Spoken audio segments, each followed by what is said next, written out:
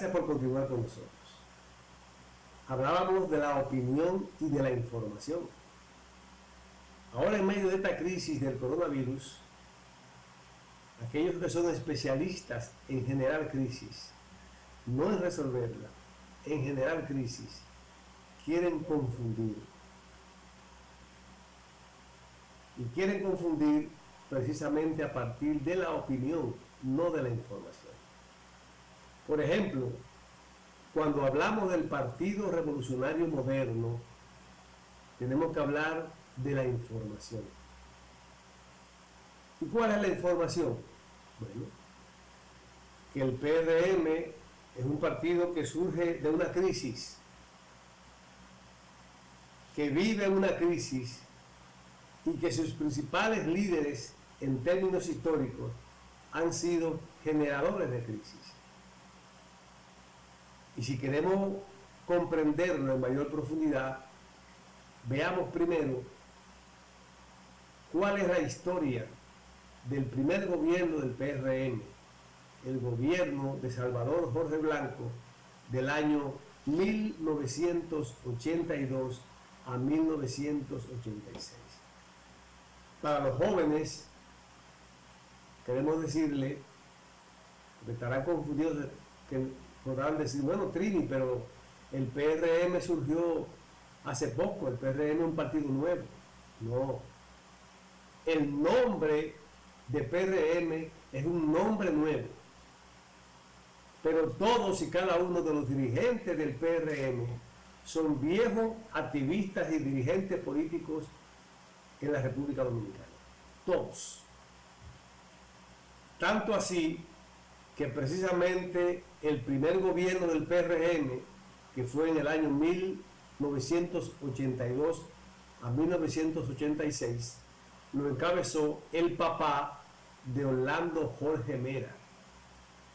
Y Orlando Jorge Mera es hoy delegado político del PRM ante la Junta Central Electoral. El PRM como nombre es nuevo, pero sus dirigentes son tan viejos en la historia reciente de la República Dominicana como las principales crisis que recordemos de los últimos 50 años. Y comencemos con ellos. 1984. Salvador Jorge Blanco, presidente de la República. Emmanuel Esquea Guerrero, consultor jurídico del Poder Ejecutivo. Ramón Albuquerque, ministro, secretario de Estado en ese entonces. Y así todos los dirigentes del PRM, altos funcionarios del gobierno de Salvador Jorge Blanco. Veamos la historia de qué pasó en el gobierno de Salvador Jorge Blanco, el gobierno del PRM de 1982 a 1986. Veamos.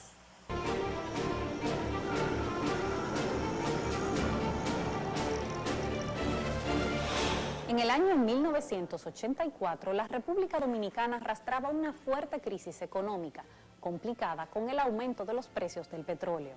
La inflación se disparó al 700% y los productos de primera necesidad aumentaron de costo rápidamente. En esa década, el Fondo Monetario Internacional promovía en América Latina la llamada política de shock, que proponía reformas impopulares para la recuperación de las economías. El gobierno dominicano, presidido por Salvador Jorge Blanco, inició las negociaciones con el fondo y el 19 de abril, justo en Semana Santa, se firmó el decreto del acuerdo. Cuando la población regresó del asueto el lunes 23, encontró que la canasta básica y los combustibles habían experimentado un aumento abusivo de precios. Entonces, el pueblo se tiró a las calles.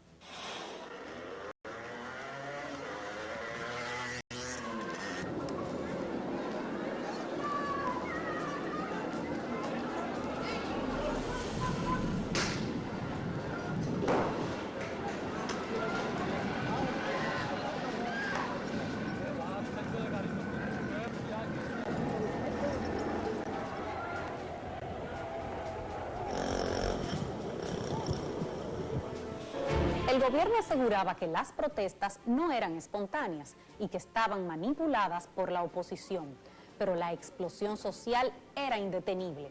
Ante la imposibilidad de la policía controlar la situación, el gobierno ordenó que los militares tomaran las calles, lo que terminó en una masacre.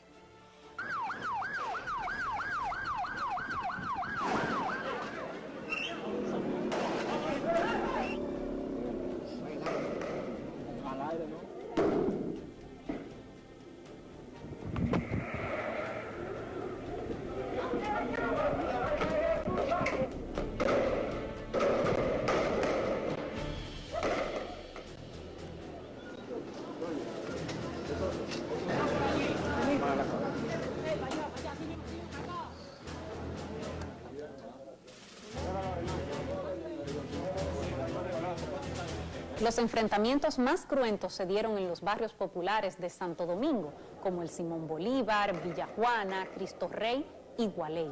Según las autoridades, la cifra oficial de muertos fue de 125, aunque los medios de la época reportan que fueron más de 200 y miles los apresados. Esta receta del Fondo Monetario Internacional finalmente tuvo que dejar de aplicarse, pues en otros países también ocasionó estallidos sociales, como las pobladas del 84 en República Dominicana.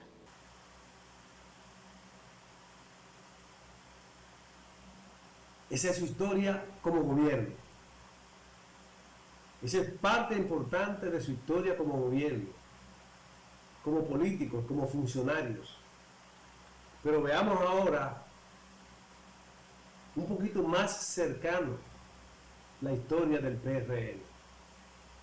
Veamos aquella convención, aquel proceso convencional que a lo interno del viejo PRD, hoy PRM, sucedió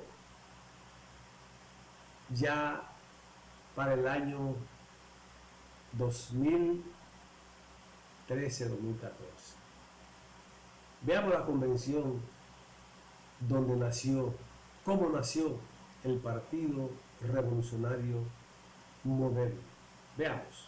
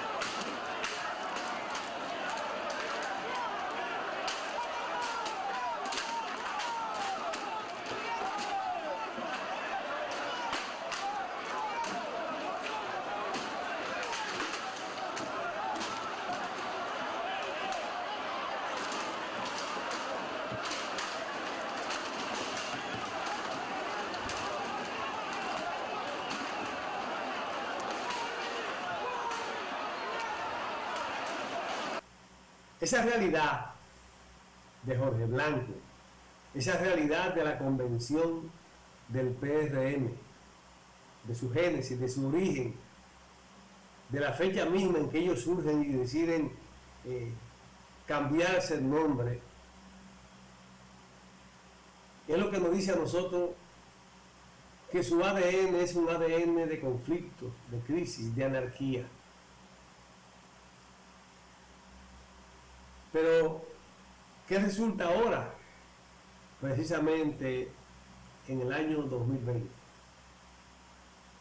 El PRM gana alcaldías el 15 de marzo. Esas alcaldías toman posesión el 24 de abril de este mismo año, 2020. Y precisamente veamos lo que hacen en las primeras 24 horas, en las primeras 72 horas, en las primeras 48 horas, en la primera semana de gobierno del PRM en este tiempo 2020. Veamos. Este es el cambio que te propongo. Cancelar a todo el personal de este ayuntamiento a partir de este momento. Este es el cambio que te propongo. Estamos aquí, compa, ya estrenando la jipeta que le quitamos a Guate. Esto es poder. Esto es poder. Este es el cambio que te propongo. Mira, hermano mío, présteme atención. A Manuel Jiménez y dejan los compañeros del PRM afuera. Y yo le garantizo que le va a pasar peor que a Juan de los Santos.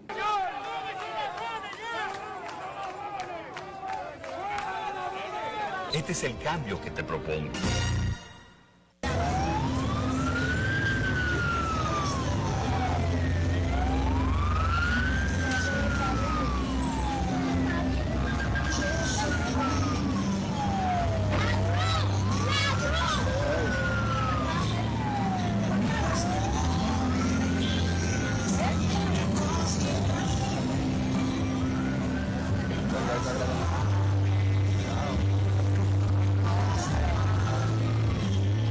Que es conveniente guardar silencio ante una crisis que no tenemos la obligación de manejar.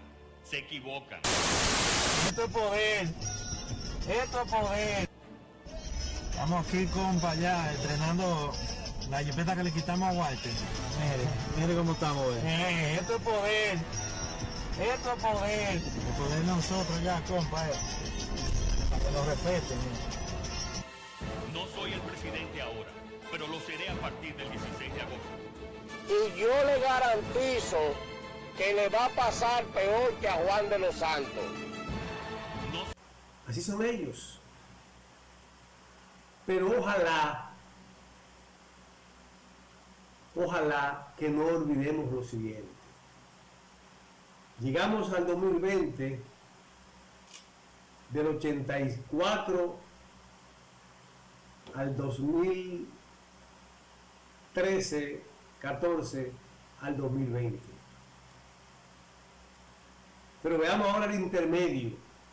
¿Qué pasó en el segundo gobierno del Partido Revolucionario Moderno que encabezó Hipólito Mejía Domínguez? Veamos la historia del segundo gobierno del PRM con Hipólito Mejía como presidente.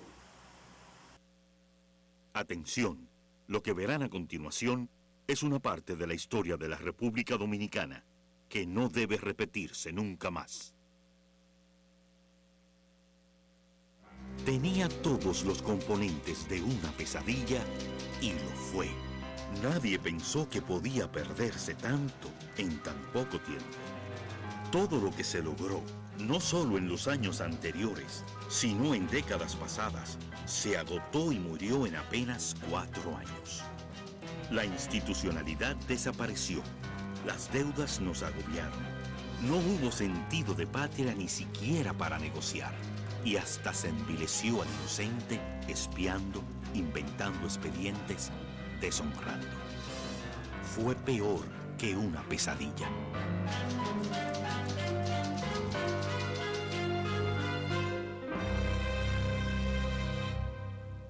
La lamentable historia de Hipólito Mejía, una pesadilla que el pueblo dominicano no olvidará jamás. ¿Qué ocurre cuando el poder cae en manos de individuos incapaces, autoritarios, sin respeto por la ley? El pueblo dominicano lo sufrió con Hipólito Mejía.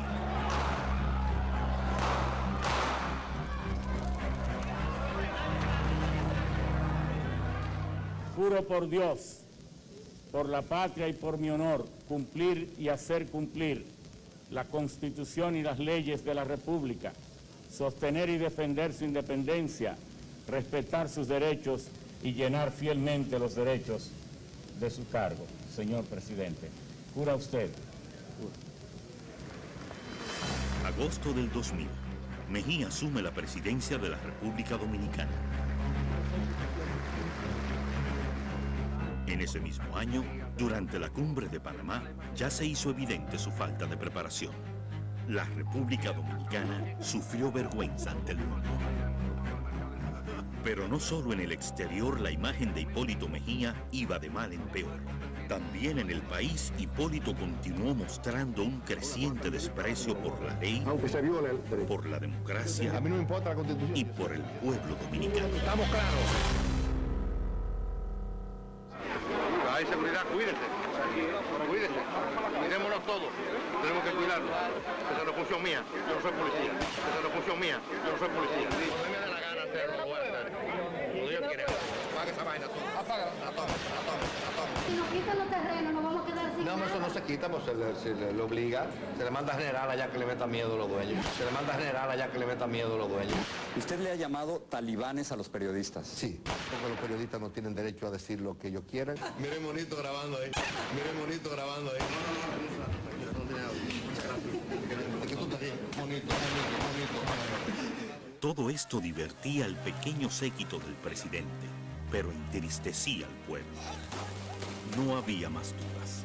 El gobierno de Mejía era un ultraje y el caos se apoderaba del país. El peso dominicano se ha encaramado, aterrorizado por la política del presidente Mejía, lo que indica que el presidente Mejía es un gran terrorista. La explosión de los precios convirtió a los supermercados en casas del terror.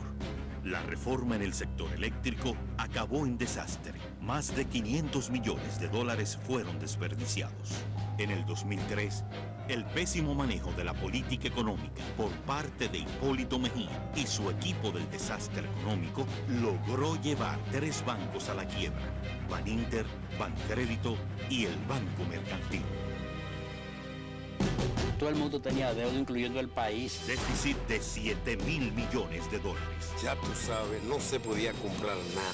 2 millones de dominicanos cayeron debajo de la línea de la pobreza. El dólar estaba altísimo. El dólar pasó a valer 60 pesos. No, es que cuando Hipólito las cosas estaban todos los días más caras. Inflación del 55%. La cosa estaba tan mala que tuve que dejar de mandar a mi hijo a la escuela. 60.000 alumnos fuera de las aulas. Cuando Hipólito, mi empresa quebró, mi hermano, quebró. Miles de empresas en quiebra. Yo no tenía cuarto para nada, ni para pagar luz, ni para pagar agua. Más de 1 millón de desempleados. La incapacidad de Mejía nos llevó inevitablemente al Fondo Monetario Internacional, que impuso duros ajustes que aún hoy limitan la realización de inversiones. Pero no solo la economía retrocedía. La democracia también sufrió duramente los ataques de Hipólito. Lo están acusando a usted y a su gobierno de conspirar para matar al presidente de Venezuela. El autoritarismo que Hipólito desplegaba ya sin freno en el país lo lleva, siguiendo el ejemplo de su maestro Trujillo, a participar en un complot golpista para derrocar a Hugo Chávez. Hay gente de ese gobierno, se refiere a usted, ministros, incluso hay gente con mucho poder en el gobierno dominicano que está amparando a golpistas allá, y el presidente Hipólito Mejía lo está permitiendo o ha permitido que lamentablemente se mantenga el complot. Chávez puede venir a República Dominicana y no le pasa nada. No, yo no digo eso. Yo digo que no ha habido un plan de conspiración. Ahora, si él sabe que lo va a matar, lo que tiene que no venir. Si él sabe que lo va a matar, lo que tiene que no venir. No debe ponerse esa situación. Chávez se mantuvo firme en el poder y como respuesta Mejía cortó la exportación de petróleo hacia nuestro país. El precio de los combustibles se disparó, iniciando lo que sería la mayor crisis económica de nuestra historia. Las irresponsabilidades de Hipólito recayeron sobre las espaldas del pueblo. Crisis, caos, desorden, desabastecimiento. Y es precisamente lo que ahora, en el 2020, desde las alcaldías están promoviendo. Crisis institucionales, irrespeto a la ley, incumplimiento de compromisos. Precisamente esa es su formación, esa es su cultura. Pero además de eso, Esos generadores de crisis quieren seguir confundiendo y promoviendo el desconocimiento y la desinformación. Y ante la realidad económica y social de amplia producción en la República Dominicana para abastecer el consumo nacional y que los dominicanos no pasemos hambre, veamos a qué se dedican los dirigentes agropecuarios del PRM. Veamos qué hacen con los productos que ellos dicen que les sobran. Veamos. Señores, miren cómo que están los productos aquí perdiéndose. Hay que botarlo porque no hay mercado para esto. Esto es algo penoso. Miren, aquí van ya como 4 camiones botados. Eso es tomate. Echándoselo a los animales porque... Moreno, ¿tiene que decir algo? Dile algo a la cámara.